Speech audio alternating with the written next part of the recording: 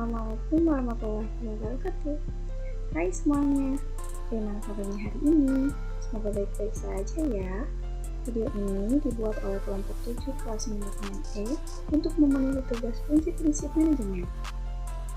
Nah, pada kesempatan kali ini, kita akan membahas materi mata kuliah manajemen mengenai Manager and Ethical Behavior dan Encouraging Ethical Behavior. Sebelumnya ada yang tahu nggak apa sih Manager and Ethical Behavior itu? Manager and Ethical Behavior atau dalam bahasa Indonesia manajer dan perilaku etis. Manajer di semua tingkatan, di semua area, dalam semua ukuran dan jenis organisasi memang menghadapi masalah dan dilema etika tertentu. Misalnya, apakah etis bagi seseorang menggunakan mobil perusahaan untuk keperluan pribadi? Tentu tidak etis, bukan? Nah, saat manajer merencanakan, mengatur, memimpin, dan mengendalikan, mereka harus mempertimbangkan dimensi etika. Apa sih yang dimaksud dengan etika? Etika adalah prinsip, nilai, dan keyakinan yang menentukan keputusan dan perilaku yang benar dan salah. Perilaku juga ada dua, perilaku etis dan tidak etis. Perilaku etis yang artinya adalah perilaku yang mencerminkan keyakinan seseorang dan norma-norma sosial yang diterima secara umum sehubungan dengan tindakan yang baik dan benar. Perilaku tidak etis adalah perilaku yang menurut keyakinan seseorang dan norma-norma sosial dianggap salah. Faktor yang menentukan perilaku etis dan tidak etis. Tahap perkembangan moral. Penelitian membagi perkembangan moral menjadi 3 tingkat yang dimana masing-masing memiliki 2 tahap yang berurutan. Tingkat yang pertama, prakonvensional. Tahapannya berpegang teguh pada aturan untuk menghindari hukuman. Tahapan kedua, mengikuti aturan hanya ketika melakukannya untuk kepentingan pribadi. Tingkatan yang kedua yaitu konvensional. Tahapannya, hidup sesuai dengan apa yang diharapkan oleh orang-orang yang di dekatnya. Tahapan yang kedua, menjaga ketertiban konvensional dengan memenuhi kewajiban yang telah disetujui. Tingkatan yang ketiga adalah berprinsip. Tahapannya, menghargai hak orang lain dan menjunjung tinggi nilai mutlak tanpa memandang pendapat mayoritas. Tahapan yang kedua, mengikuti prinsip etika sendiri meskipun melawan hukum. Yang selanjutnya adalah karakteristik individu. Dalam karakteristik individu ada 2. Yang pertama nilai. Nilai-nilai kita berkembang sejak usia muda berdasarkan apa yang kita lihat dan dengar dari orang tua, guru, teman, dan orang lain. Yang kedua, kepribadian. Kepribadian telah ditemukan untuk mempengaruhi tindakan individu menurut keyakinan tentang apa yang benar atau yang salah. Kekuatan ego dan lokus kendali. Selanjutnya ada variabel struktural.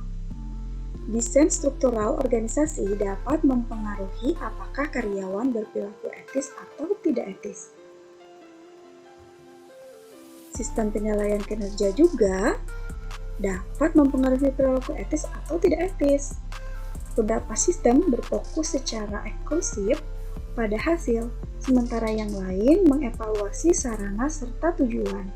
Ketika karyawan dievaluasi hanya pada hasil, mereka mungkin ditekan untuk melakukan apapun yang diperlukan agar terlihat bagus hanya pada hasil saja, dan tidak peduli dengan bagaimana mereka mendapatkan hasil tersebut.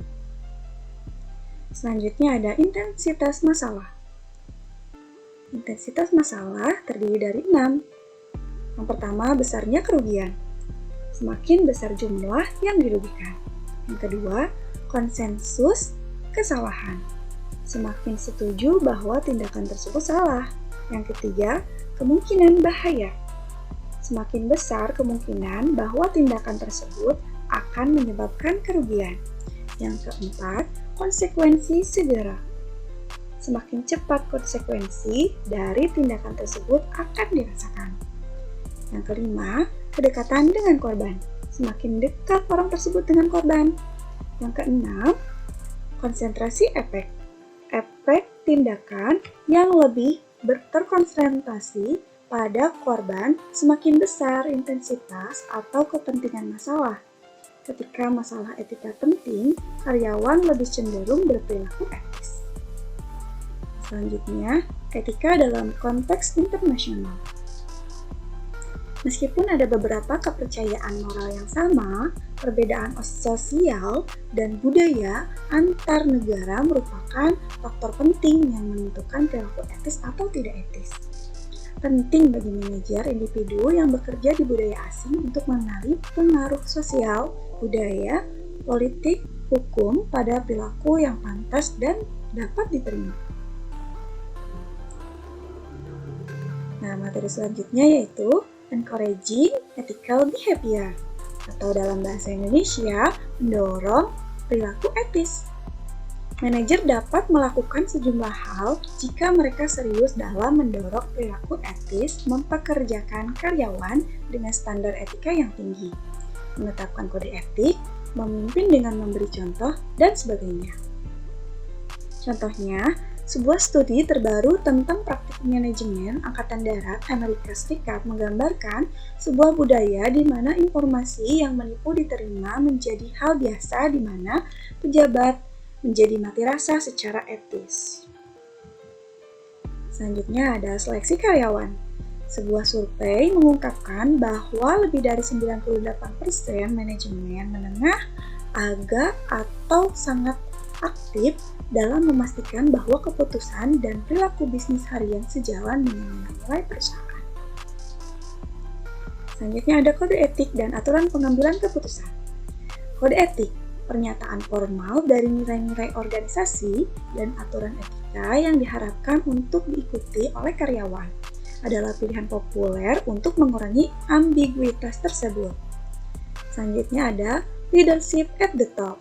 Melakukan bisnis secara etis membutuhkan komitmen dari manajer di semua tingkatan, tetapi terutama dari tingkatan atas, karena merekalah yang menjunjung tinggi nilai-nilai kebersamaan dan mengatur corak budaya. Manajer puncak juga mengatur nada dengan praktik penghargaan dan hukuman mereka. Selanjutnya, tujuan pekerjaan dan penilaian kinerja. Pekerja proses untuk mengatasi dilema etis.